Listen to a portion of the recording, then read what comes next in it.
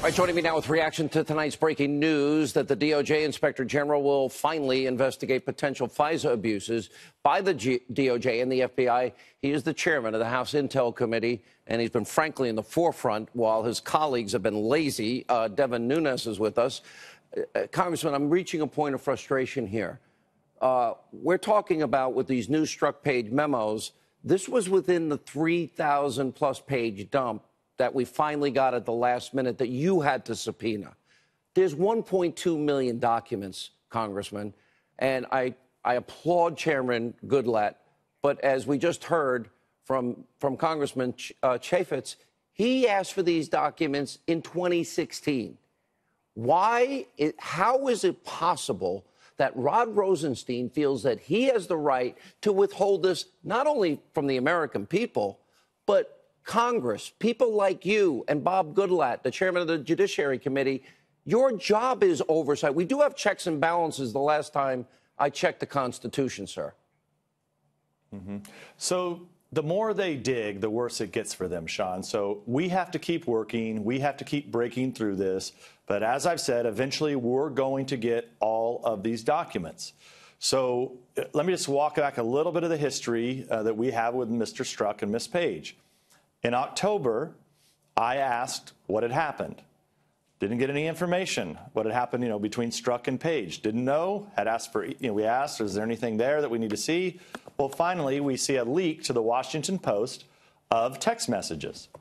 At that point, finally, in December, I asked DOJ to send me everything that was pertinent and relevant to our investigation. And as you know, at that time, we had informed Department of Justice that we were looking at them for FISA abuse and other matters.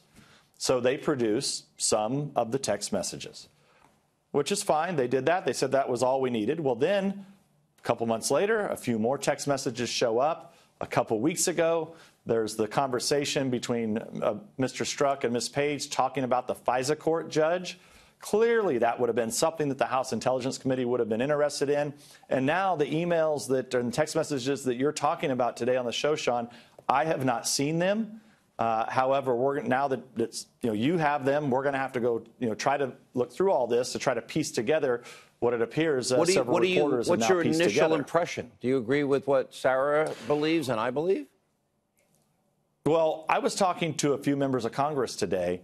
And these are people who, don't follow this closely. They're not on the House Intelligence Committee, but they follow it just by the news. And they were shocked. They were shocked. Matter of fact, they used a few expletives because they couldn't believe that the White House, the Obama White House, was being briefed by the FBI on an investigation into the Trump campaign. They couldn't believe it. And I think that's the reaction you're going to get from most members of Congress that care about this issue, at least the Republicans.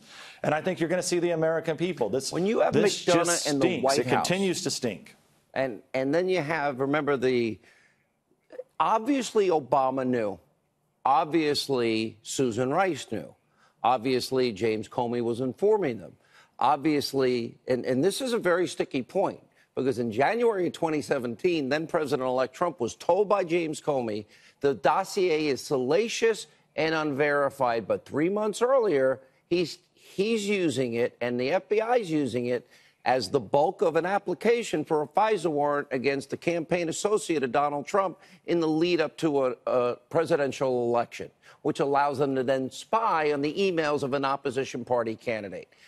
This is not a game. This is now, to me, the biggest abuse of power scandal we've had in history. You get these ridiculous people on the left making insane Watergate analogies, but Watergate was a cheap break-in, a third-rate break-in. This is about the powerful tools of intelligence. This is about the FBI, DOJ exonerating a presidential candidate from crimes we know that were committed, then using Russian information that they didn't verify, not telling a FISA court the whole truth. It's like, what do we need to get the wheels of justice really churning here? Because I know I'm fed up, and my audience is fed up. Yeah, so there's a lot of irony in that, right? So the left has continued to say that this is Watergate and, Trump's going to be impeached. They've continued that. Well, now this is effectively boomeranged on them.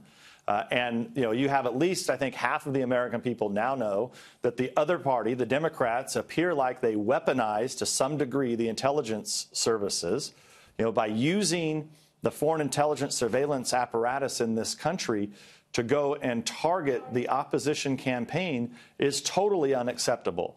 And that's what happened here.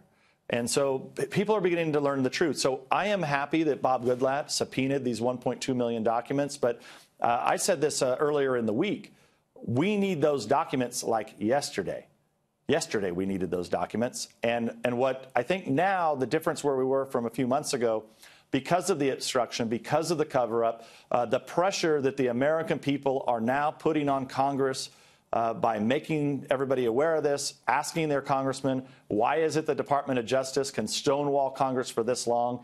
I believe that Bob Goodlatte's subpoena is going to be enforced. I think we're going to get all the documents. And if we don't, then we should move quickly to contempt, and then we should move to impeachment. One of the mistakes we made is we never impeached Lois Lerner and we never impeached Costigan. Had we have done away that, with it. we wouldn't be here today. They got away with it. Do you have faith in the Inspector General? Because now he's going to be investigating the FISA abuses, as he announced today. I'm frustrated because we've been all over this story since your memo came out. But if I was James Comey, Andrew McCabe, Sally Yates tonight, Rod Rosenstein, Strzok and Page, Andrew McCabe, I would be very worried tonight based on the possibility that all of this is coming out. And if we had an honest Inspector General, then I am thinking that some of them might be in legal jeopardy in a big way. Well, so let me tell you about the Inspector General. Here's what I believe.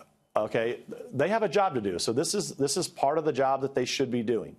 I believe that Mr. Horowitz, from everything that I hear, that he's an honorable man and he's going to do his job. But remember, there's a lot of pressures that come with that because the Inspector General, ultimately his boss is the Department of Justice. So this is not a simple move for the Inspector General to make to go after the top people in the FBI.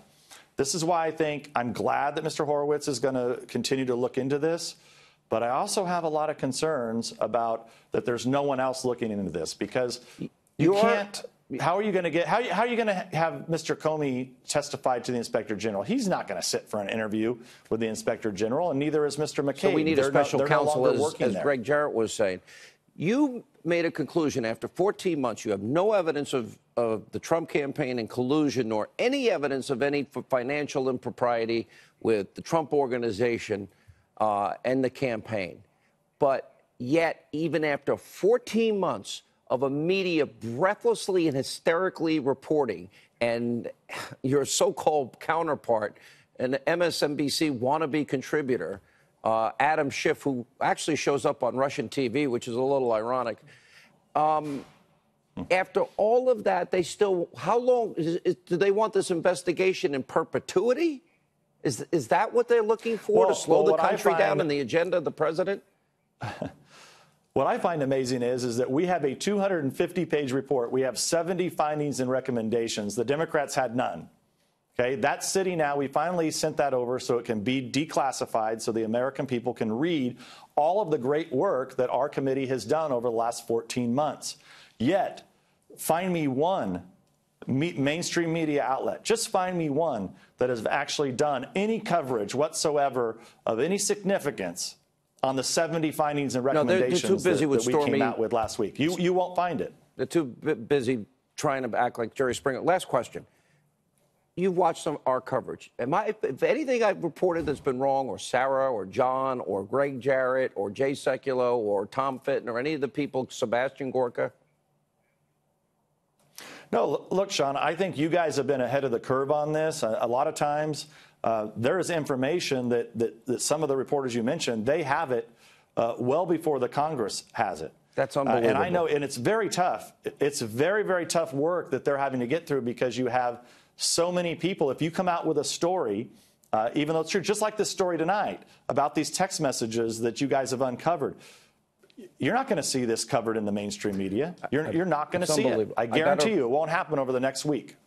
All right. We need the 1.2 million documents, and we need a special counsel. Congressman Nunes, thank you for trying to be transparent and honest to the American people. We appreciate it more than you know.